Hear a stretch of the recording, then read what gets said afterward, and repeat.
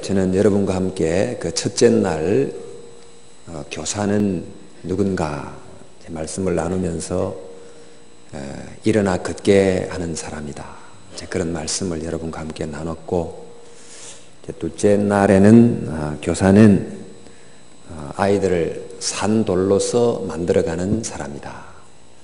그러니까 진정한 그 예수님의 그 영적인 그 베드로들로 만들어가는 사람이다. 이제 그런 말씀을 여러분과 함께 나눴는데, 오늘은 정말 가장 위대한 스승이신 예수님을 통해서 어떻게 한 사람을 정말 거듭나게 만드나, 이런 것을 좀 한번 보려고 합니다. 오늘 너무나 여러분들도 익숙한 그 니고데모와 예수님의 만남의 이야기인데, 그 니고데모란 사람은 그 바리새인이었고 또 유대인의 지도자였습니다. 또 산헤드린이라고 하는 그 유대 자치기구에 속한 높은 직을 가진 관원이기도 했습니다. 이제 그의 이름이 니고데모인데, 그 니고란 말은 원래 니코, 그 여러분 그 운동화 속에 나이키라는 그 원래 니케라는 승리의 여신을 딴 이름인데요. 그러니까 니코란 말이 승리라는 뜻이거든요. 그다음에 데모란 말이 백성이라는 뜻입니다. 그러니까 백성의 승리. 그러니까 아마도 이제 이 지도자는 백성 대부분이 인정하는 매우 존경받는 어떤 사람이었던 것 같아요. 그러니까 어떤 한 해가 지나가면 시국에 대한 좀 조언을 얻고자 하면 찾아가는 어떤 존경받는 어떤 분, 이런 분이 아니었나 이런 생각이 듭니다. 하여튼 이런 이제 간단한 소개만 봐도 이 사람은 그 직위에 있어서나 또 명예에 있어서나 교육에 있어서나 학식에 있어서나 정말 당대의 최고봉에 이른 한 사람을 대표한다고 할 수 있습니다. 그러니까 사람들이 질문이 있으면 그를 찾아와서 답을 얻는, 그만큼 참 굉장히 존경받는 분이었는데, 바로 그가 어느 날 밤에 예수님을 찾아오게 된 것입니다. 그러니까 예수님에게서 답을 얻기 위해서 온 것이지요. 그래서 우리가 읽은 이 니고데모와 예수님의 이야기를 잘 분석해 보면, 니고데모가 3번 질문하고 예수님이 3번 답하는 거로 되어 있습니다. 그러니까 3번의 질문과 3번의 답, 이렇게 되어 있는데, 이 질문과 답이 갈수록 계속 더 깊어집니다. 그래서 오늘 이 조금 내용이 많다 보니까 성경에 대한 좀 주해가 좀 길게 되긴 할 것 같은데, 하여튼 이런 이 깊어져가는 질문과 대답의 내용을 자세히 살펴보면서 이 땅에서 스승이라고 하는 니고데모를 통해서 하늘의 진정한 스승인 예수님을 보게 해주는, 또 우리가 이제 그 예수님을 통해서 어떤 교사가 되어야 되는가를 생각하게 하는 그런 시간이 됐으면 좋겠습니다. 지금 이제 저희가 니고데모 예수님 이야기를 보는데, 여러분 이 대화가 역사적 사실이기 때문에 이 대화는 어떤 대화가 일어났던 역사적 배경이 반드시 있는 것입니다.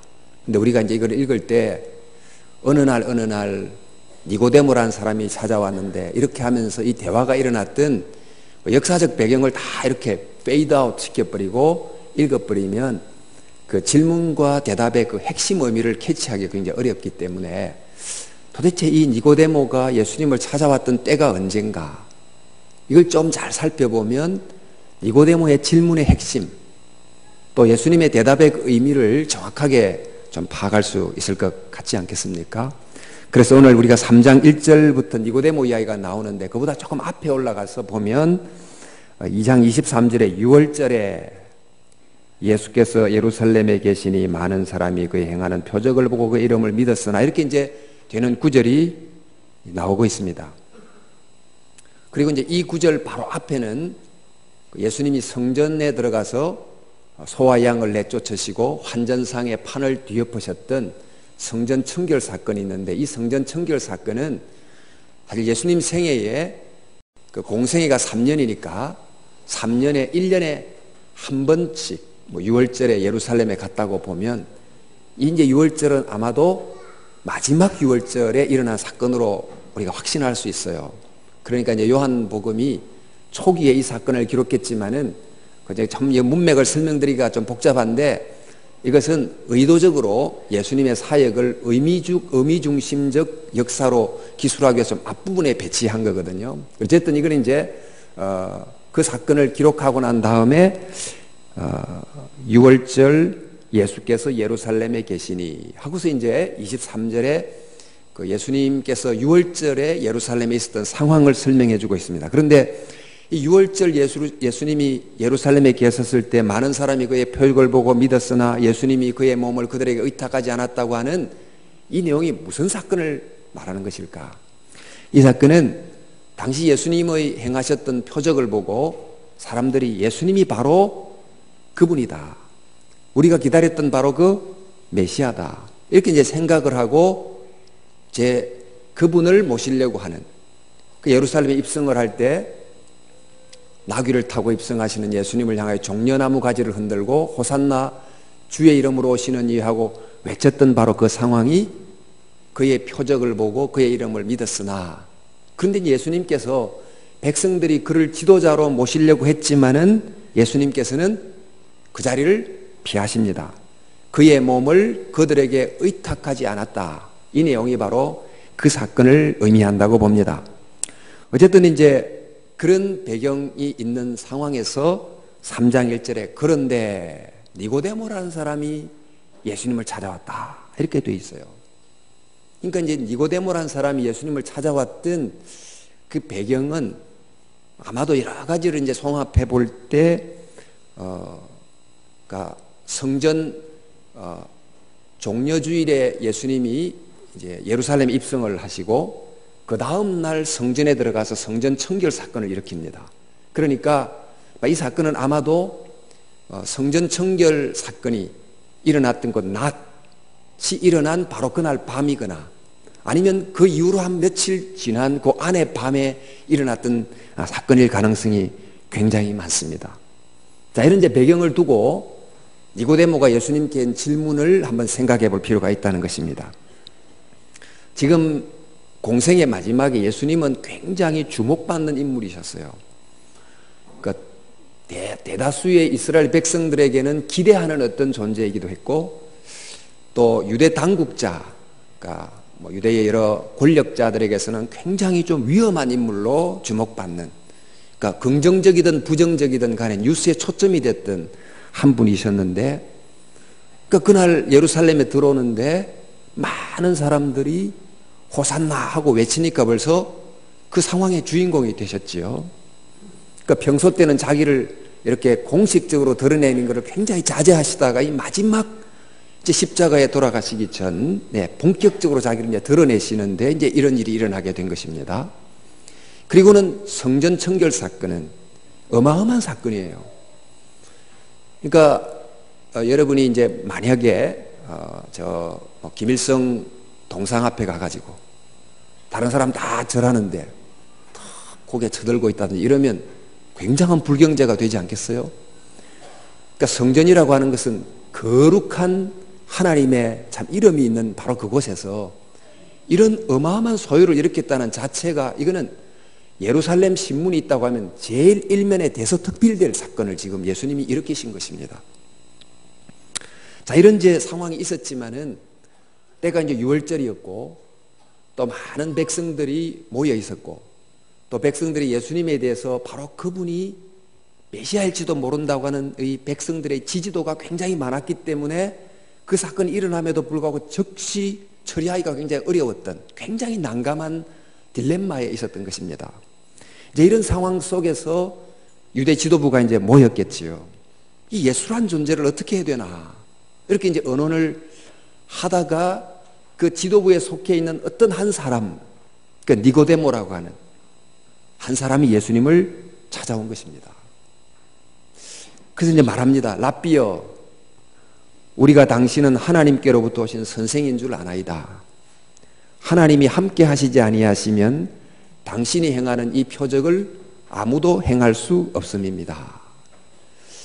그래, 니고데모가 예수님께 하는 이 말씀은 예수님께 정중한 예의를 갖춘 인사말처럼 이제 들리지만은, 이제 그 다음 3절부터 보면 예수께서 대답하여 이르시되, 이 말이 이제 나오는 걸 봐서 이 정중한 인사말 같이 보이는 이 이야기 속에 질문이 담겨 있다는 것을 저희가 알 수 있습니다. 그러니까 이제 이 내용 속에 어떤 질문이 담겨 있을까? 이런 내용으로 좀 추정할 수 있습니다. 지금 많은 사람들이 당신이 행하는 표적을 보고 당신이 바로 하늘이 보낸 그분이라고 생각하고 있습니다. 그리고 당신을 메시아로 따르려고 하고 있습니다. 실제로 당신은 메시아처럼 행동하기도 합니다. 그런데 정작 백성들이 당신을 메시아라고 모시려고 하니까 당신은 그 자리를 피하고 맙니다. 도대체 당신은 누굽니까? 또 게다가 당신은 여러 가지 하나님이 아니면 행할 수가 없는 너무나 특별한 표적을 많이 행하셨는데, 행하는데 하필 우리가 그렇게 중요하게 여기는 안식일 법을 어기면서 행할 때가 대단히 많으시고, 뿐만 아니라 정말 이 유대의 정신의 중심이라고 하는 이 거룩한 성전에 들어와 가지고 정말 소요를 일으키기도 하는, 일종의 성전 모독을 일으키기도 하는 행동을 하셨는데, 도대체 당신의 하는 일에서 하나님의 나라의 일을 보는 것 같기도 하고, 또 아니면 하나님의 나라의 일을 막는 것 같기도 합니다. 당신이 도대체 누굽니까? 당신을 제가 누구로 봐야 됩니까? 당신이 하는 일 속에서 정말 하나님이 하시는 일이 있는 것입니까? 이렇게 질문을 한 것입니다. 그래서 이제 예수님의 하시는 일 속에 하나님의 일을 보기가 좀 어려운 것 같다. 이 이제 니고데모의 질문을 들었던 예수님께서 대답하여 이르시되, 진실로 진실로 이르노니 사람이 거듭나지 아니하면 하나님 나라를 볼 수 없느니라. 지금 이 말씀의 지금 맥락이, 니고데모, 너가 나의 하는 이 표적 속에서, 나의 하는 이 사역 속에서 하나님의 나라를 보지 못한다고 그러는데, 그건 너가 거듭나지 않아서 그렇다, 이렇게 말씀하는 거예요. 너가 거듭나지 않았어. 자, 여러분, 지금 예루살렘으로 예수님이 입성할 때 여러 사람이 환호를 했습니다. 종려나무 가지를 흔들고. 그러니까 이 사람들이 생각했던 하나님의 나라라고 하는 것은 당시 이제 로마 정권을 무너뜨리고 유대 토족 왕조니까 이제 다윗 왕조지요. 왕조를 보이는 정치적 형태로 세우는 바로 그런 일이 일어나면 비로소, 야, 우리가 하나님 나라를 봤다, 이렇게 이제 말하는 사람들이에요. 그러니까 눈으로 보이는 하나님 나라를 봤다라고 하는 것은 보이는 이 로마 제국을 무너뜨리고 유대의 독립을 이룰 때 비로소 하나님 나라를 봤다, 그렇게 하는 사람들의 눈으로 보니까, 예수님이 하는 일을 보니까 하나님의 나라가 안 보이는 거예요. 예수님이 도대체 하나님의 나라 하는 일을 볼 수가 없다는 거죠. 또 예수님이 여러 표적을 고치고, 표적을 일으키시고, 병자를 낫게 하시고, 또 죄인을 회개시켜가지고 새 사람이 되게 만들고, 이렇게 이제 하는데, 그 예수님은 표적을 행하실 때 보니까 안식일법을 어기기도 하고, 또 유대인들의 법 중에는 유대인들이 이 죄인이라고 규정해 놓은 세리나 창기나 이런 사람들은 아예 지옥 가도록 정해져 있는 사람들인데, 예수님이 그들과 함께 친구가 되시고, 그러니까 이방인 접촉법을 또 위배하는 거예요.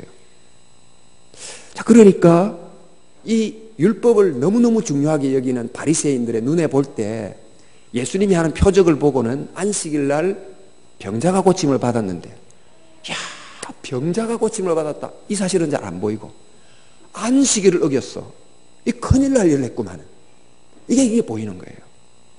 그러니까 이 사람들의 눈에는 예수님의 표적 속에서 이미 일어나고 있는, 병자가 고침을 받고 죄인이 새 사람이 돼서 돌아오는 이 일 속에서 이미 하나님의 나라가 일어나고 있는 게 안 보이고, 유대 율법을 어기구나, 바리새인의 법을 어기구나, 이게 보이니까 그들의 눈에는 예수님의 사역 속에 일어나는 현재형 하나님의 나라가 보이지 않는다는 것입니다. 제가 어제 그저께 말씀을 드렸나요? 최근 이제 뉴스 보도 중에 미국의 총기 사고가 지금 핫 이슈가 정치적 이슈가 되고 있는데 한 해 사망자가 33,000명, 그러니까 하루에 95명이 죽는 셈이라고 신문이 보도가 했습니다. 근데 이 일 때문에 무고한 초등학교 학생들도 무참히 억울하게 좀 죽임을 당하고 이런 걸 보고 오바마 대통령이 연설을 하면서 눈물을 흘리면서 총기 규제법을 제정해야 된다고 호소를 했어요. 그런데 결국 이게 잘 미국 사회 속에서 통과가 잘 안 됩니다. 여기에 다른 여러 가지 그 배경이 있습니다만 서부 개척사부터 내려온 긴 미국의 역사와 전통이 있기는 하지만은 적어도 총기 제조업자의 그 막강한 금권 로비가 이 규제를 제대로 이제 법안으로 통과되지 못하게 막는다고 하지 않습니까?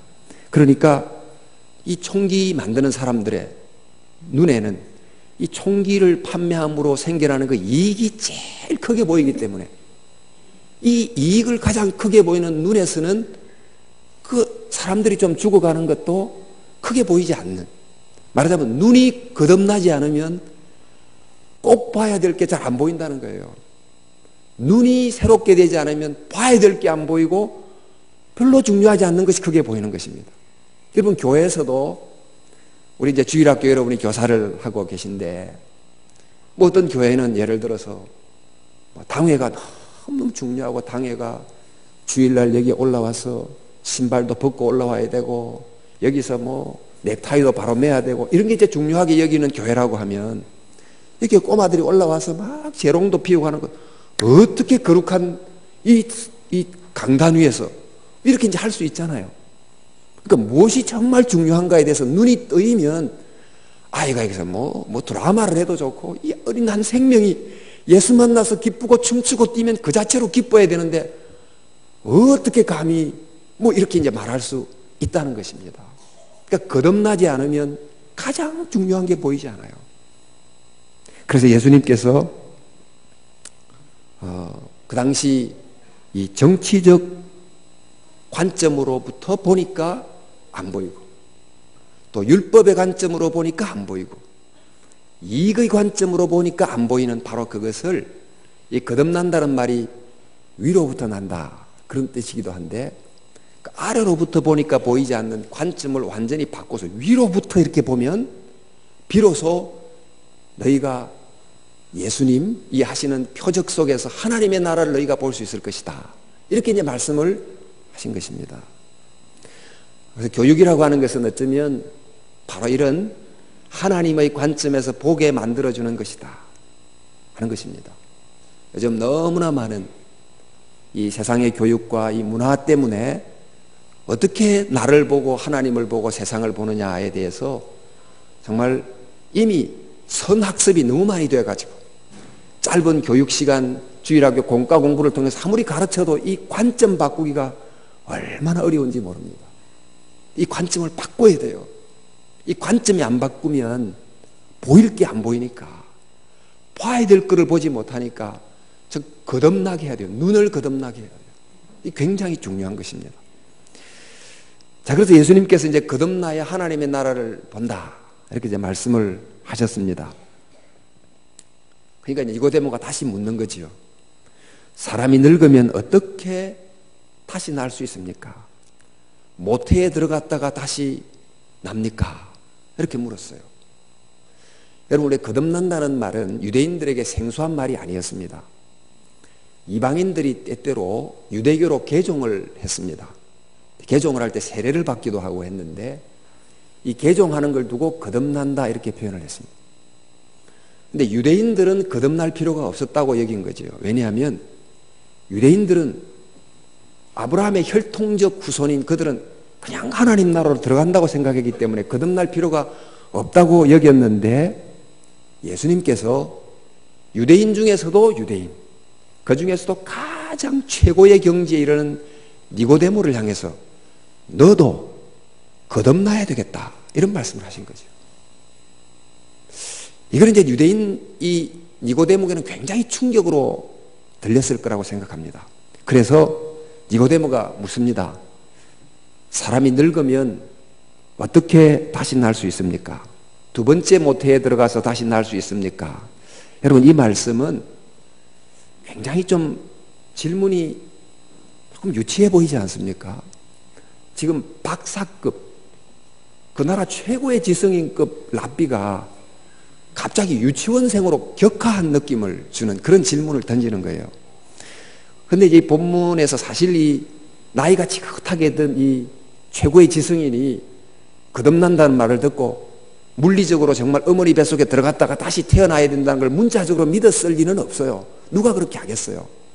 그러니까 이 본문을 이제 봤던 이제 성경학자들은 주로 이 본문 속에, 이 내용 속에는 니고데모의 맹소가 들어있다, 이렇게 이제 보는 거예요. 다시 말해서 지금 이 말은 마치 그 나라에서 최고로 존경받는 교수 앞에 가가지고 교수님, 아무리 봐도 제가 볼 때 교수님은 유치원부터 새로 다니셔야 되겠습니다, 뭐 이런 말이니까 뭐 굉장히 하여튼 충격이 되는 말이죠. 그러니까 이제 니고데모가 이 말을 약간 꼬아가지고 지금 예수님한테 좀 섭섭한 마음을 담아가지고 이제 말하는 거예요. 선생님, 지금 당신이 거듭나야 되는 말이 설마 한 사람이 모태에 들어가서 다시 태어난다, 그런 내용으로 하시는 말씀은 아니겠지요? 정말 그런 정도로 거듭나야 되는 사람이 거듭나야만 하나님 나라를 볼 수 있다면 이 세상에 하나님 나라 볼 수 있는 사람은 없습니다. 누가 그런 식으로 해서 거듭나가지고 하나님 나라 볼 수 있단 말입니까? 이런 뉘앙스로 했다는 거예요. 그러니까 이런 뉘앙스 속에는 인간이 바뀌어야 된다, 그 말을 듣고 정말 인간이, 내 지금 뭐 나이가 한 60, 70 됐을지 모르지만 내 60 동안 정말 나 한 사람 변화를 위해서 내 수양도 많이 하고 교육도 이렇게 받고 진짜 사람 잘 안 바뀌는 거거든요. 그러니까 사람이 근본적으로 바뀐다고 이게 가능한 겁니까 정말? 저처럼 이렇게 유대인으로 살고 율법 잘 지키고 그리고 교육받고 이렇게 변화되는 거지, 선생님이 말씀하시는 것 같은 완전히 이렇게 거듭난다고 하는 이런 의미의 정말 진정한 변화가 인간 속에 가능한 겁니까? 이런 이제 질문을 예수님께 던지는 거예요. 그러자 예수님께서 하신 말씀이, 예수께서 대답하여 이르시되 진실로 진실로 내게 이르노니 사람이 물과 성령으로 거듭나지 않으면 하나님 나라에 들어갈 수가 없느니라, 이 말씀을 하셨어요. 여러분, 지금 하나님의 나라를 어디서 볼 수 있다고 그랬습니까? 하나님의 나라는 지금 사람들은 표적이 일어나는 곳에 혹은 정치적인 유대 왕국을 세우는 곳에 하나님 나라가 있다고 생각했지만 예수님께서는 사람이 변화되는 곳에 하나님 나라는 here and now, 지금 여기에 존재한다.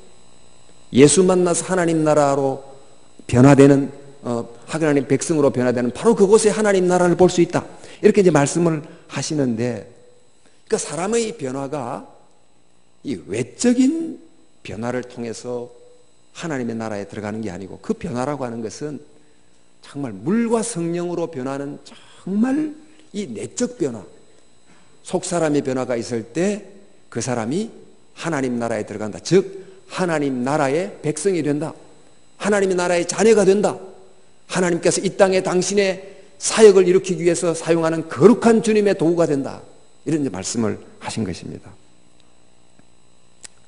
자, 그런데 외면이 바뀌는 것도 어려운 일입니다. 요즘같이 정말 신분의 사닥다리를 타고 올라가서 서민으로 살다가 뭐 고시를 합격하고 뭐 좋은 대학 들어가서 이렇게 신분 상승이라는 외적 변화도 얼마나 힘든지 모르는데 그보다 훨씬 어려운 게 내적 변화거든요.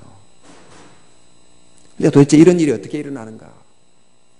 물과 성령으로 거듭나야 된다. 근데 이게 도대체 무슨 말일까요? 그럼 물 하니까 물은 자연적 출생이다, 육신적 출생이다.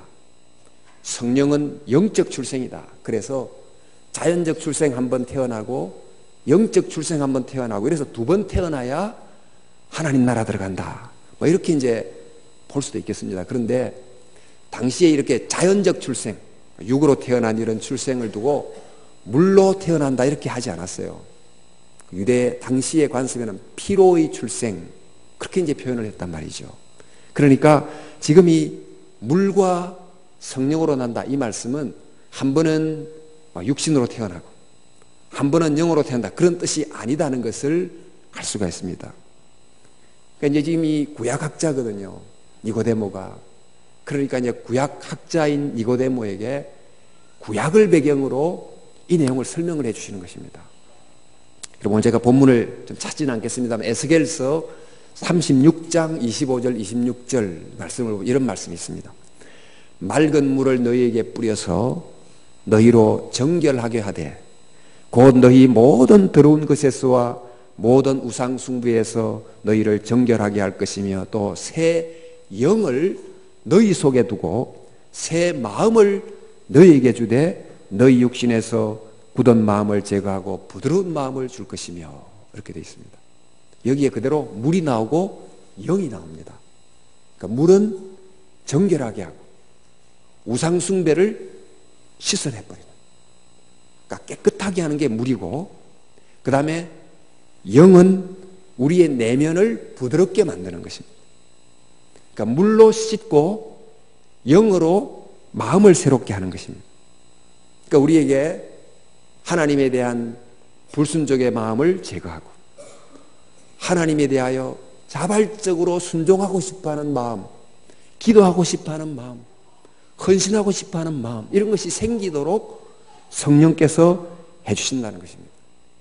이 말을 하니까 알 것 같기도 하면서도 모를 것 같기도 한, 그래서 이제 니고데모가 약간 어려워하는 것 같은 걸 아시고 예수님께서 또 이제 말씀하십니다. 내가 거듭나야겠다는 말을 기이히 여기지 말라, 이상하게 여기지 말라, 그게 안 된다, 왜 이런 일이 날까 생각하지 말라.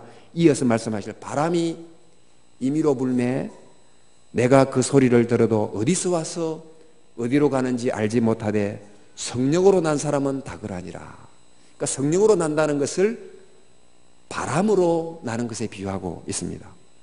근데 이제 바람이라는 것을, 그것도 구약적 배경을 갖고 이해해야지, 이제 바람이라는 걸 시적 메타포로 여기저기서 막 추상적으로 생각하면 안 돼요.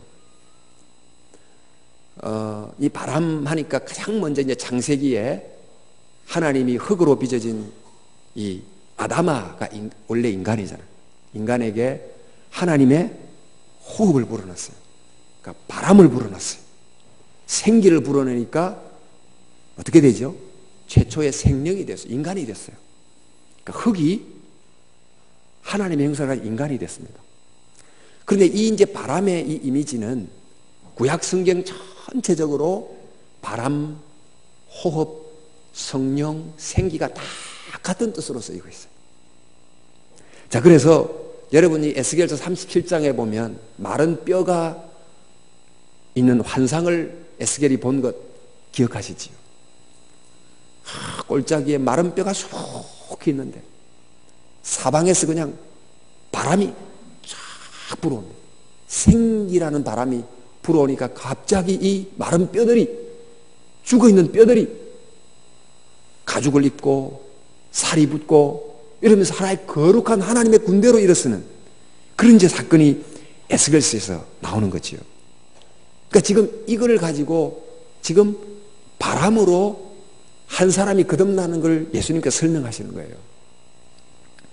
그러니까 이제 이 에스겔이라는 사람은 바벨론으로 포로로 잡혀가서 건 70년의 세월을 바벨론 땅에서 보냅니다.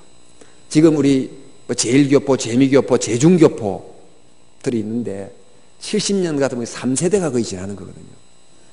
여러분, 미국인 2세, 교포 2세쯤 되면 한국말 잘 못합니다. 3세 되면 아예 안녕하세요 이 말밖에 잘 못합니다. 말만 못하는 게 아니에요. 한국적 혼이 없어져요. 정말 생긴 건 한국 사람인데 요 속에 든 거는 전부 미국이 다 들어있어요. 중국이 들어있어요. 일본이 들어있어요. 한국적 혼이 없어져요. 바벨론 지하에서, 그 당시 최고의 문명을 자랑했던 바벨론 지하에서 70년을 살면 하나님의 백성으로서의 아이덴티티가 서서히 빠져갑니다. 바로 이런 사람들이 볼 때, 선자가 볼 때 마른 뼈와 같은 거예요. 이 사람들에게는 하나님의 언약의 백성으로서의 회복될 미래, 꿈, 희망이 없는 마른 뼈 같은 존재가 돼버렸어요. 바로 이런 사람들에게 어떻게 해야 그들이 아브라함의 후손으로서 하나님의 언약의 백성으로서 그들이 정말 다시 살아날 수 있을까요? 생기가 불어가는 것입니다. 에스겔 선지자의 말을 통해서 그들을 향해 주셨던 하나님의 비전, 하나님의 예언의 말씀을 그들의 심령 속에 들려주니까 비로소 말씀의 생기가 그들 속에 막 불어들어가면서 내가 누구구나, 내가 바로 이렇게 살아야 되는 사람이 아니구나, 나는 바벨론 문화 속에서 바벨론인처럼 이렇게 살다가 죽을 인생이 내가 아니구나, 나는 돌아가야 될 곳이 있고, 나는 내가 돌아가서 예루살렘 성전을 재건하고 하나님의 백성의 영광을 되찾아야 될 사람이구나 깨닫고 드디어 이 사람들이 자각하기 시작하는 거예요. awakening, 깨기 시작해요. 바로 이것을 예언한 거예요, 예루살렘 이 에스겔스가. 그러니까 이 성령이 바람처럼 들어가니까 마른 뼈와 같은 포로들이 드디어 내일을 꿈꾸고 미래를 꿈꾸고 비전을 꿈꾸는 하나님의 군대가 됐다. 드디어 그들이 돌아갔어요. 하나님의 성전을 재건하게 됐다는 것입니다. 그래서 지금 이처럼 사람이 바뀐다는 거예요. 이렇게 바뀌는 것이 하나님의 나라 백성이 되는 것이고, 이런 사람들이 하나님 나라를 들어간다는 거예요. 예수님께서 그런 말씀을 해주시는 것입니다. 지금 유대인들 중에 하나님의 나라에 들어간다고 하는 것은 곧 로마 제국을 몰아내고 유대 다윗 왕조가 들어서야 된다. 그럴 때 하나님의 나라를 세운다. 이렇게 이제 생각만 하는 사람들이 있는데, 설령이 이제 그렇게 한다 할지라도 유대 백성을 다스리는 그 지배층의 왕조가 로마 사람들에서 유대 사람으로의 사람의 변화만 있을 뿐이고, 그 지역을 다스리는 그 통치의 방식도 동일하고, 또 통치하는 사람의 내면도 바뀌지 않고, 그렇다고 하면 초기는 이제 유대 왕국이 건설이 됐다 그러면 이야 드디어 우리가 하나님 나라 들어갔다 싶지만은 1년 지나고 5년 지나면 다 똑같네 뭐, 이렇게 하면서 하나님 나라에 들어갔다고 생각하는 사람들이 이게 하나님 나라가 아니다, 우리가 찾던 하나님 나라가, 이렇게 말하게 된다는 것입니다. 예수님은 하나님의 나라는 그렇게 들어가는 게 아니다. 하나님의 나라는 외적으로 지금 유대 왕조를 세운다고 지금 하나님 나라 들어가게 되는 것이 아니고, 지금 이스라엘 각인들 속에 지금 보세요. 이스라엘 백성들이 일부는 너무 가난하게 살아가고 있고, 일부는 로마에 빌붙어 가지고 정말 로마로부터 막 돈을 받아가면서 백성들을 가렴주고 하고 있고, 일부는 또 세리가 돼가지고 막 세금을 뜯어내고 있고, 백성들 사이에 이런 정신을 가지고 유대 왕국을 이루어 본들 무슨 소용이 있느냐. 이스라엘 백성 각인 속에 있는 노예근성이라든지 죄라든지 배금주의라든지 물신숭배라든지 차별주의라든지 이런 악들이 물로 씻김을 받고 그들의 마음이 새롭게 되고, 이렇게 되는 갱신이 일어날 때 비로소 하나님 나라를 들어가게 된다는 것입니다. 자, 그렇게 되면 지금 비록 로마 치하에 있다 할지라도 정말 유대 백성들이 이렇게 한 몸이 되고 한 마음이 되고 그러면 이 고통 속에서도 하나님의 나라를 경험하게 될 것인데, 지금 물과 성령으로 거듭나지 않으니 하나님 나라 백성이 없으니 하나님 나라를 어떻게 들어가느냐, 하나님 나라를. 그런데 지금 예수님께서 하시는 사역 속에서 병자들은 아예 성전에도 불결하다고 들어가지도 못하고, 뭐 나병 환자들은 저기 오면 돌멩이를 잡아 던져가지고 불결하다고 내쫓기도 하는 그런 사람들을 고치고, 병자들을 낫게 하고, 세리 창기들을 회개시켜서 새 사람이 되게 하고, 말하자면 물과 성령으로 씻겨서 거듭나게 만드는 마른 뼈와 같은 이 인간들을 정말 하나님의 거룩한 사람으로 군대로 만드는 이 일이 일어나고 있는데, 이 사람들이 하나님의 나라의 백성이 된다는 것입니다. 그래서 우리 마태복음 21장 31절에 보면 내가 진실로 진실로 너희에게 이르노니 세리와 창기들이 너희보다 먼저 하나님 나라로 들어가리라, 그런 말을 했어요. 유대인들보다도 먼저 이들을 하나님 나라에 들어갈 수 있는 백성으로 만들 수 있는 사역을 하고 있다. 그러니까 예수님의 지금 표적과 사역은 먼저 죄인과 사람들을 하여금 하나님 나라를 보게 해주는 사역을 하고 또 그들을 하나님 나라로 이끌어 들이는 일을 하고 있다는 것입니다. 바로 이 일이 세례 요한이 나는 물로 세례를 주지만은 내 뒤에 오시는 분은 성령으로 세례를 준다. 이 말이 바로 그 말이에요. 성령으로 세례를 왜 줍니까? 물로. 새 사람 된다는 뜻 아니에요. 그 물속에 풍 들어갔다가 나옴으로 그 사람이 마음속으로 야, 내 새 사람 되자 결심하지만은 작심 3일 혹은 작심 한 달이에요. 근데 예수님께서 성령으로 세례를 준다는 것은 물로 씻고 그 속에 성령을 넣어줌으로 정말 변화된 사람으로 만드는 그런 성령 세례가 예수님을 통해서 일어나고 있다. 즉 하나님의 나라가 예수님 사역에서 지금 보이는데 왜 너가 보지 못하느냐? 지금 여기서 하나님 나라 들어가는 백성이 일어나고 있는데 왜 너가 모르느냐? 니고데모를 향해서. 그래서 이제 니고데모가 이런 이야기를 듣고 또 묻습니다. 그래요. 물과 성령으로 사람이 거듭난다. 정말 기가 막힌 일인데 대체 사람을 그렇게 바꾸는 물, 그런 성령이 어디서 어떻게 오는 것입니까? 어찌 이런 일이 있을 수 있습니까? 하고 묻는 것입니다. 자, 그러자 주님이 말씀하시기를 너가 이스라엘의 선생으로서 이런 것을 알지 못하느냐? 이스라엘 선생이란 이 선생은 선생 중에 the teacher예요. 바로 그 선생, 이스라엘의 존경받는 최고의 스승이 왜 그걸 모르느냐?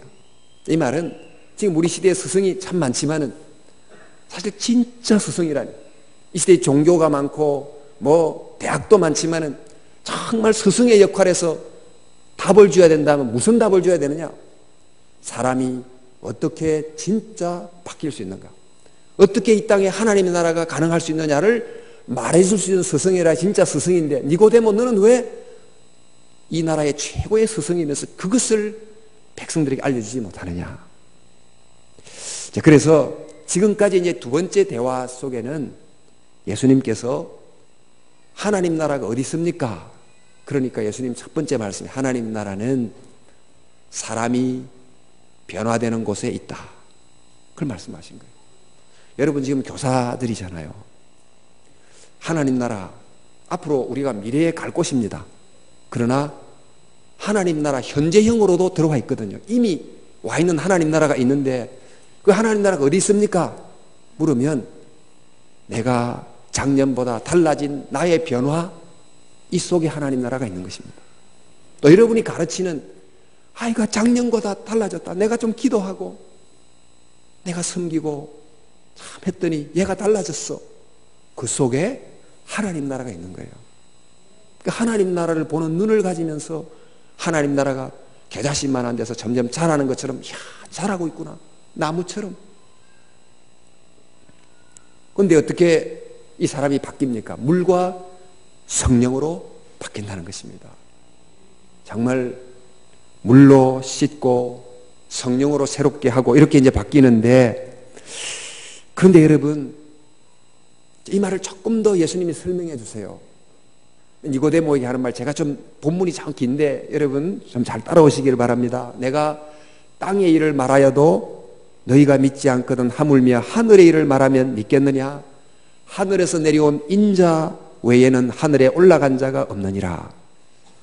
예수님의 답이 어찌하여 이런 일이 있을 수 있겠습니까? 이런 말을 하자 예수님의 답변이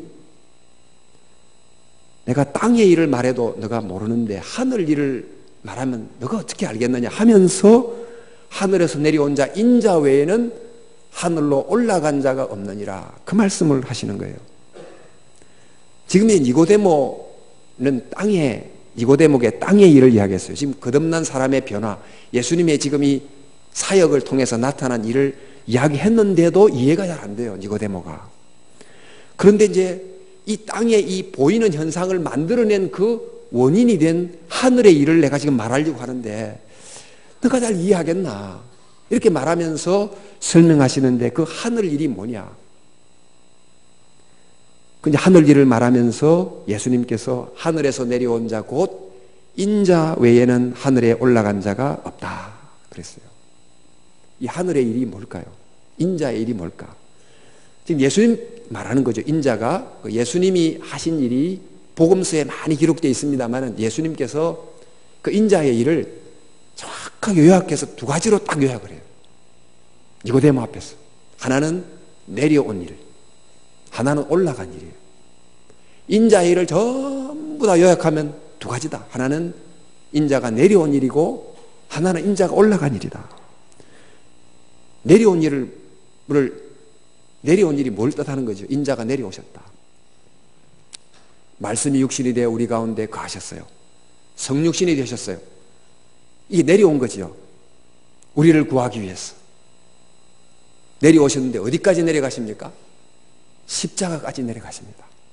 근데 십자가까지 내려가셔서 뭐를 주십니까? 십자가에 내려가셔서 우리에게 그분의 거룩한 보혈을 우리에게 주셨어요. 그러니까 예수님께서 우리에게 하신 일, 첫 번째 내려오신 일인데 내려오셔서 하신 일이 너무너무 많지만은 하나로 요약하자면 십자가에까지 내려오셔서 우리에게 거룩한 보혈을 주신 것입니다. 이 보혈은 우리에게 어떤 역할을 합니까? 물로 씻어 정하게 하시고 우리를 씻는 일을 하시는 거예요. 잘못된 것을 제거하는 일을 하시는 것입니다. 그 다음에 이제 인자가 한 일, 두 번째 일은 뭐냐면 올라간 일이에요. 올라간 일. 올라간 일은 어떤 일이죠? 부활하시고 성천하십니다. 부활하고 성천하심으로 예수님께서 우리에게 주신 게 뭐지요? 내려오심으로 주신 것이 너무너무 많지만은 지혜의 말씀도 주시고 많이 주셨지만 가장 중요한 것이 십자가의 은혜의 보혈을 주셨다면 올라가심으로 우리에게 주신 가장 소중한 선물이 뭐죠? 성령을 주셨어요. 어떻게 사람이 물과 성령으로 거듭납니까? 그러니까 그 물을 누가 줍니까? 물을. 나를 정말 씻게 만드는 그 물을 누가 줍니까? 내 속에 정말 마른 뼈와 같은 나를 거룩한 군대가 되게 일으키게 만드는 그 성령을 도대체 누가 줍니까? 예수님 말씀하신 인자가 내려와서 물을 주고 인자가 올라가서 뭐를 주죠? 성령을 주시고 내가 그걸 하늘 일을 내게 말하겠다. 하늘 일이 바로 뭐냐면 이 인자에 내려오시고 올라가신 일입니다. 저희들이 이 땅에서 교육이 다 뭡니까? 어마어마한 돈을 투자해가지고 지금 여기도 그렇겠지만 저기 제가 사는 곳에서는 유학 보내고 기러기 아빠 기러기 엄마 어마어마한 돈을 투자하고 자녀를 교육하는 핵심이 뭡니까? 잘 교육시켜보자. 뭔가 잘 사람 되게 만들어보자 하는 건데 정말 사람이 그렇게 바뀌어지나요? 그렇게 한다고 사람이 정말 하나님의 사람으로 바뀌어집니까? 하늘 일, 인자가 내려오셔서 그분의 거룩한 보혈을 정말 은혜로 경험해야만 사람이 바뀌는 거예요.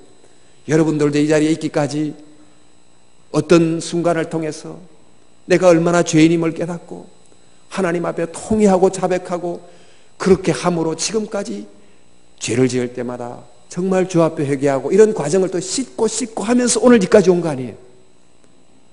또 이렇게 예수님을 주로 부르면서 나를 믿게 하시는 그 성령의 도우심 때문에 오늘 이 자리에 있게 됐기 때문에 바로 우리가 어떻게 하면 이 한 영혼을 정말 거듭나게 하느냐, 그것은 예수님이 주신 가장 내려오심의 핵심인 이 보혈을 이 아이들에게 만나게 해줘야 되는 거예요. 예수님이 올라감으로 주신 그 성령을 이들이 경험하게 해줘야 돼요. 그래서 물과 성령으로 거듭나는 거예요. 물과 성령으로. 예수님 만나는 게 답이죠. 우리는 다 그저 보좌자 예수님 만나도록 어떻게 하면 얘가 예수님 만나도록 해줄 건가. 이게 우리의 과제가 아닐 수 없는 것입니다. 자, 그러면서 또 주님의 이야기가 계속됩니다. 그 다음에 내용이 뭐냐니까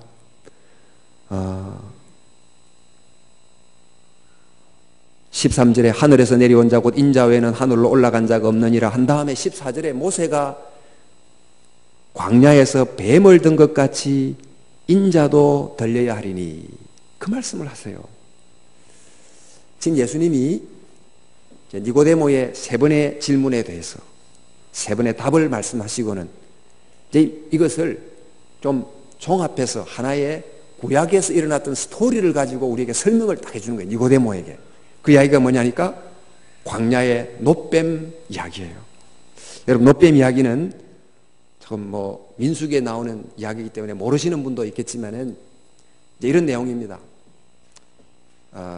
이스라엘 백성이 하나님이 원치 않았던 방향으로 막 이렇게 군사적 행동을 하고 공격을 하고 있자 하나님을 막기 위해서 불뱀을 보내요. 또 불순종하고 그래서 불뱀에 물려가 사람이 죽어가게 되자 놋뱀, 이 불뱀 같은 모양을 가진 것을 쳐가지고 만든 놋뱀 하나를 장대에 높이 들자 그걸 보는 사람은 다 낫게 됐더라 하는 내용의 이야기가 이제 이 놋뱀 이야기거든요. 그 이야기를 니고데모에게 해주는 거예요. 그러면서 이 이스라엘의 역사를 니고데모가 잘 알잖아요. 창세기부터 일어난 쭉 역사를 통해서 이스라엘 역사는 이 놋뱀 이야기로 정리할 수 있다. 하루 정리를 해주신 거예요. 인간이 에덴 동산에서 말하자면 사단의 유혹에 넘어갔습니다. 그걸 어떻게 비유할 수 있냐면 불뱀에 물린 것과 같은 거예요. 독이 지금 퍼져 있어요. 이 죽게 돼 있어요. 지금 우리는 죽어가고 있는 거죠. 그죠? 어떻게 해야 됩니까? 이럴 때 예수님께서 하나님께서 그 당시는 아직 예수님 오시기 전이니까 정말 구원의 약속을 주시잖아요. 가죽옷을 지어 입히시고 그러므로 당장 죽지 않게 하고 그 구원의 소망을 가지고 기대하도록 만듭니다. 그게 이른바 그들을 불뱀의 독에서부터 건져낸 놋뱀을 하나님이 만드신 것과 같다는 것입니다. 아론이 금송아지를 만들어 가지고 막 우상 숭배를 하자 하나님의 진노가 막 임해서 전 민족이 죽을 판이 됐어요. 그러자 모세가 하나님 앞에 정말 살려달라고 중보의 기도를 하면서 하나님 앞에 기도의 손을 높이 드는데 그것 때문에 살았어요. 그게 바로 하나님이 모세라는 놋뱀을 높이 들어서 백성이 살게 됐다는 것입니다. 이런 걸 통해서 지금 하나님께서 지금 인간이 전부 다 이렇게 불뱀에 물린 같이 죽게 됐는데 이 놋뱀을 이렇게 덜므로 살아나는 그런 역사를 일으켰는데 드디어 하나님의 때에 하나님이 모든 인류에게 불뱀에 물린 죄의 독을 그의 가슴 속에 갖고 있었어. 사실 산다고 하지만 죽어가고 있고 하나님을 위해 산다고 하지만 죄를 짓고 살아가고 있는 바로 이런 인류를 위해서 드디어 하나님이 놋뱀이 상징하는 바로 그 한 분을 높이 드셨다는 거예요. 그 한 분을 높이 드셨는데 그 드신 장소가 어디냐? 바로 십자가예요. 그런데 참 이 요한복음이 참 귀한 것은 이 십자가는 하나님이 내려오신 자리예요. 참 고통의 자리로 죽음의 자리로 내려온 자리인데 그 내려온 자리가 또한 그 최바닥을 치고 올라간 자리이기도 해요. 그래서 이제 이 놋뱀 사건을 가지고 인자가 높이 달렸다, 높이 들리웠다 그렇게 표현해요. 그러니까 이제 이 사건 속에 놋뱀 사건 속에 바로 예수님께서 이 땅에 내려오셔서 인간을 독을 치유하는 이 물, 거룩한 보혈이죠. 보혈을 준 사건이 이 속에 있고 또 놋뱀이 높이 들림으로 성령을 주셨다. 그러니까 거룩한 이 예수님이라는 이 들림받은 이 놋뱀은 우리에게 물을 주시고 보혈을 주시고 성령을 주심으로 불뱀에 물린 우리들을 구원해 주셨다. 이렇게 지금 설명을 하시고는 드디어 그 유명한 요한복음 3장 16절이 나옵니다. 하나님이 세상을 이처럼 사랑하사 독생자를 주셨으니 이는 저를 믿는 자마다 멸망치 않고 영생을 얻게 하려 하시느니라. 그런데 이 말씀은 예수님이 한 말씀은 아니에요. 이 말씀은 지금까지 예수님의 이 말씀을 요한 사도가 복음서에 기록하잖아요. 예수님의 니고데모와의 대화를 기록하면서 이 종합해가지고 요한이 정리해서 한 문장에 쓴 거예요.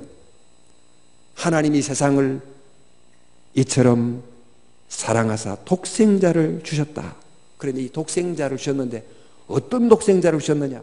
그 독생자는 이 땅에 내려오셨고 올라가셨던 그 독생자를 주셨다. 근데 그 독생자를 믿으면 이 말은 그 독생자를 노뱀을 쳐다보듯이 쳐다보면 멸망치 않고 죽지 않고 모든 사람이 영생을 얻는다. 그 영생이 우리는 정말 영원히 죽지 않는 무시간적 영혼의 삶으로 자꾸 생각하는데, 원어적 의미는 그 시간적으로 한없이 늘어지는 그런 삶이 아니고 거듭난 삶이에요. 새로운 삶을 말하는 것입니다. 우리 집 니고데모에게 내가 거듭나야 되겠다 한 것처럼 거듭난 삶을 주시는 것입니다. 물론 이제 앞으로도 우리가 영원히 주님 앞에 살겠지만은 거듭난 삶을 주는데, 거듭난 삶이 뭐냐? 영생이 뭐냐? 우리 첫째 날에 성전 미문에 앉았던 한 이 걷지 못하는 사람을 일어나 걷게 했다, 그 말씀을 하면서 정말 일어나 걷는다는 것은, 한 사람이 건강하게 산다고 하는 것은 직립보행하는 한 인간이 위로 하나님을 경외하고 옆으로 인간의 손을 잡고 동지처럼 사랑하며 살아가고, 내가 발을 딛고 있는 이 땅의 삶의 의미를 깨닫고 소명을 가지고 청지기처럼 살아갈 때 그 사람을 일어나 걷는다, 이렇게 표현한 것처럼 영생, 그 거듭난 삶이라고 하는 것은 하나님이 없이 살던 사람이 내 인생의 주인은 하나님이구나를 비로소 깨닫고 내 삶의 중심 가운데 하나님을 모시는 바로 그런 삶. 여러분이 우리 이 청년들이 이제 군대 가면 유교훈련을 받는데, 유교훈련 뭐 고생하다가 이제 마지막에 막 땀에 착 줄은 군복을 입고 어디 이렇게 이게 유격장에 앉혀놓고는 너희들 가장 부르고 싶은 이름을 목소리를 다 높여서 불러라 조교가 그러면 이제 전부 다 같이 어머니 하고 부르고, 평소 그렇게 애먹이던 애가 막 그때서 이제 비로소 어머니 부르고 눈물 콧물 흘리고 그러거든요.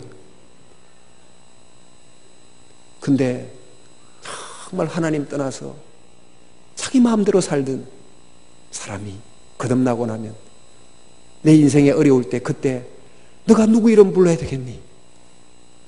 하나님 아버지 하고 부를 수 있도록 그의 가슴 속에 하나님을 믿는 믿음을 가지고 살아나가는 것이 영생이라는 거예요. 거듭난 삶입니다. 그것을 알려주는 것입니다.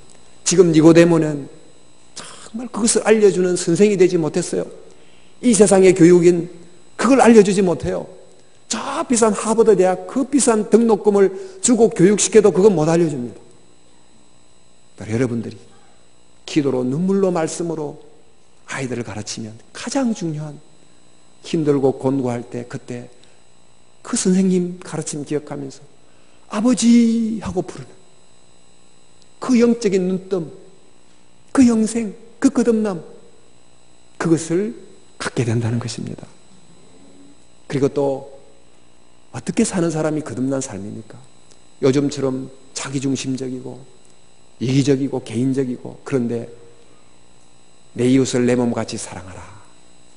사실 이 말씀은 내 몸처럼 사랑하라, 그 말씀은 타자의 몸이나 나의 몸이나 기본적으로 다르지 않다고 생각하는 관점을 말하는 거예요. 타자를 생각할 때, 약자를 생각할 때 나와 상관없다 생각하지 않고 저 사람의 아픔이 내 아픔이다, 저 사람의 기쁨이 내 기쁨이다, 이렇게 생각하는 사람이 있어야 이 세상이 살만한 세상이 되고 하나님 나라가 되지, 지금처럼 탐욕으로 똘똘 뭉쳐있고 자기밖에 생각하지 못하고 남은 전혀 배려하지 못하고 약자는 그저 짓밟아야 되고, 이렇게 자라난 사람들은 실력이 좋은들, 좋은 학교 나온들, 그런 사람 많으면 서로 가시가 돼서 서로를 찌르니 그 나라가 뭐 문명이 높은들, 건물이 높은들 하나님 나라가 아닌 거죠. 영생, 진정한 그런 가치를 가지는 사람으로 길러주는 것. 그리고 내가 이 땅에 왜 사느냐? 나는 소명을 받아 살고 있다. 나는 뜻이 있어 살고 있다. 나는 청지기로 살고 있다. 이런 것을 깨닫고 살아가게 해주는 것. 최근에 이제 보니까 스티브 잡스가 이제 마지막, 그가 이제 췌장암으로 세상을 떠나면서 썼다는 이 글이 요즘 많이 이렇게 인터넷상에서 돌고 있는데 그 중에 일부 글이 이런 내용이 있어서 한번 보겠습니다. 이금니 순간 병석에 누워 나의 지난날의 삶을 회상해 보면 내가 그토록 자랑스럽게 여겼던 주위의 갈채와 막대한 부는 임박한 죽음 앞에서 그 빛을 잃었고 의미도 다 상실했다. 어두운 방 안에서 생명보조장치에서 나오는 푸른 빛을 물끄러미 바라보면서 낮게 웅웅거리는 그 기계 소리를 듣고 있나라면 죽음의 사자의 숨길이 점점 가까워오는 것을 느끼고 있다. 이제야 깨닫는 것은 평생 배굶지 않을 정도의 부만 축적되면 더 이상 돈 버는 일과 상관없는 다른 일에 관심을 가져야 한다는 사실이다. 그것은 돈 버는 일보다 더 중요한 뭔가가 돼야 된다. 그리고 이제 그거 계속 쓰고 있는데 그 중에 마지막 말이 자신을 잘 돌보기 바란다. 그리고 이웃을 사랑하라. 그 마지막에 내 인생에 남는 하나는 이 스티브 잡스 글에 재산도 남지 않고 내가 사랑했던 것만 남는다. 이 성경에 있는 이야기를 스티브 잡스가 죽기 전에 깨달은 거예요. 여러분, 우리가 성전 미문에서 한 걷지 못하는 사람을 일어나 걷게 한 것 같은, 또 한 사람을 하여금 예수님께서 시몬에게 베드로라는 이름을 붙여주시고 그 돌이라고 한 이름 속에 담긴 그 의미를 평생 구현하면서 살도록 가르쳐 주신 것처럼 교육이 바로 그런 것인데, 이건 이른바 변화지요. 어떻게 되느냐? 이게 바로 물과 성령으로 되는 줄로 믿습니다. 바람 같은 성령으로 되는 것입니다. 우리 시대에 우리가 모두 어쩌면 한 사람의 니고데모입니다. 우리는 질문을 던집니다. 대체 하나님의 나라가 어디 있느냐? 정말 우리가 원하고 찾는 그 좋은 세상이 어디 있느냐? 또 묻습니다. 누가 그 하나님 나라 들어갈 수 있느냐? 어떤 사람이 돼야, 어떤 교육을 받아야, 어떤 스펙을 쌓아야, 어떤 정도의 뭔가 조건이 돼야 그 살기 좋은 세상에 들어갈 수 있는가? 이게 우리 시대가 묻는 모든 질문의 핵심입니다. 그런데 이 시대에 사람들이 이 답에 대해서 말합니다. 기술이란 니고데모가 나타나가지고 말합니다. 결국 답은 기술이야. 지금 첨단 과학 기술이 어마어마하게 발달되고 있는데 이 기술이 마침내 인간이 기대했던 바로 그 좋은 세상을 우리에게 만들어줄 거야. 이렇게 이제 말하는 분위기가 지금 일어나고 있어요. 여러분, 지금 여러분 거의 다 가지고 있는 스마트폰, 아이폰이 나온 지가 한 7년, 8년밖에 안 됐습니다. 엄청난 변화를 가져왔어요. 이 세상이 자꾸 발전되면 내가 원하는 바로 그 나라가 올 것 같습니까? 지금 이 과학기술, 지금 라스베가스에서 얼마 전에 이제 첨단 전자소가 이제 문을 내렸지만은 앞으로 무인 자동차가 나오고 드론이 뜨고 사물 인터넷, 막 냉장고하고 테레비가 서로 막 표현하자면 이야기를 하고 막 서로 막 로봇이 나타나고 이런 이제 과학기술이 유토피아를 만들 것 같지만은, 그러나 여러분, 이 과학은 너무나 명과 암이 너무나 뚜렷하기 때문에, 고도의 편리사회는 고도의 위험사회가 되기 때문에, 또 고도의 기술일수록 고도의 도덕성을 가져야 되는데, 도덕성을 갖지 못한 사람이 고도의 기술을 가지면 어마어마한 흉기를 그 사람 속에 지어주는 것 같은 상황이 되기 때문에, 핵심은 사람의 변화에 있는데 사람은 안 바뀌고 더 탐욕적이 되는데, 기술은 초고도의 기술을 갖고 있으면 이게 어떻게 됩니까? 우리가 원하는 바로 그 나라가 올까요? 그 다음에 또 한 사람은 니고데모가 등장합니다. 경제가 결국 답이야. 경제만 번영하면 우리가 원하는 바로 그 나라가 온다, 이렇게 말하지만, 경제가 번영하고 잘 살아지면, 조금 부자가 되면 그 다음부터는 너무 마음이 넉넉해져가지고 남에게 나눠주기를 좋아하는 그런 사람이 다 됩니까? 아니면 그 반대가 됩니까? 여러분, 이 경제는 더 사람을 탐욕적으로 만들고 더 만족하지 못하게 만들고 더 개인적으로 만들고, 그래서 정말 좋은 세상 어디 있습니까? 하나님 나라 어디 있습니까? 그 나라 누가 들어갑니까? 예수님 말씀하십니다. 하나님의 나라는 사람이 바뀌는 곳에 있다. 사람의 바뀌는 변화는 물과 성령으로 나는 것이다. 여러분, 정말 이 거룩한 일이 어디서 가능합니까? 바로 교회에서 가능한 것입니다. 하나님 말씀을 만나는 곳에서 가능한 것입니다. 기도를 통해서 회개를 일으켜내고 심령 속에 성령이 작동하게 만드는 바로 그런 현장이 없으면 이 세상은 점점 종말을 향해서 가게 되어 있습니다. 여러분, 앞으로 어떤 세상이 될까요? 정말 좋은 세상이 될까? 글쎄요. 좀 당시보다 지금보다도 기술이 좀 부족했고 경제력이 약했지만은 영적인 거룩한 대부흥이 일어났던 바로 그 당시 유럽에서 그런 부흥이 일어나고 미국에서 그 부흥이 일어나고 그럴 때 비로소 그곳에 정말 하나님의 나라의 하나의 이 편린들을 우리가 보고 그리고 하나님 나라에 대한 거룩한 소망이 생겼는데 지금 이런 것들이 점점 문을 닫게 되면 어떻게 되느냐 하면 여러분 겉으로는 막 화려하고 네온사인 번쩍이지만은 그럴수록 하늘의 별빛을 볼 수 없는 것처럼 진짜 행복은 사라지고 정말 하나님 나라가 없어지게 될 수 있다는 것입니다. 최근 우리 사회 가운데 너무너무 안타깝게 떠들고 있는 용어 중에 하나가 헬조선이라는 단어가 젊은이들 사이에 얼마나 떠들고 있는지 몰라요. 세계 경제 거의 탑 수준에 와 있고 기술 정말 세계 거의 탑 수준에 있는데 어찌 이 좋은 나라를 이 정도 수준에 오른 경제 수준에 있는 우리나라를 향해서 어찌 감히 헬이라고 하는 이 슬픈 말을 감히 할 수 있다는 말입니까? 이 말은 내일을 도대체 꿈꿀 수가 없다. 이곳에서 희망을 생각하기가 어렵다. 이 세상 구조 속에서 꿈을 꾸기가 어렵다. 이런 청년들의 자조 섞인 이 비탄의 이야기가 바로 이 단어 속에 담겨 있지 않습니까? 무엇이 과연 이런 곤경을 이 땅 가운데 만들어낸 것입니까? 우리가 좀 경제력이 조금 부족했기 때문에가 아니고 우리 한국 사람들의 심성이 너무나 문제가 많아졌어요. 우리 크리스찬들도 수가 많아지긴 했지만 저도 이제 목회자로서 너무나 많은 동안 예수 믿고 복받자, 예수 믿고 복받자, 예수 믿으면 이타적이 되고 복의 통로가 되자 이렇게 해야 되는데 끊임없는 예수님을 통한 정말 세상에 요구하는 것을 추구하려고 하는 그런 쪽으로 하다 보니까 이 땅 거룩한 정말 이 백성의 심성을 성령으로 기경하는 일을 별로 못하지 않았나. 교회는 많았지만 그 민족의 마음밭을 정말 깨끗하게 기경하고 또 거룩하게 만드는 일을 못하지 않았나.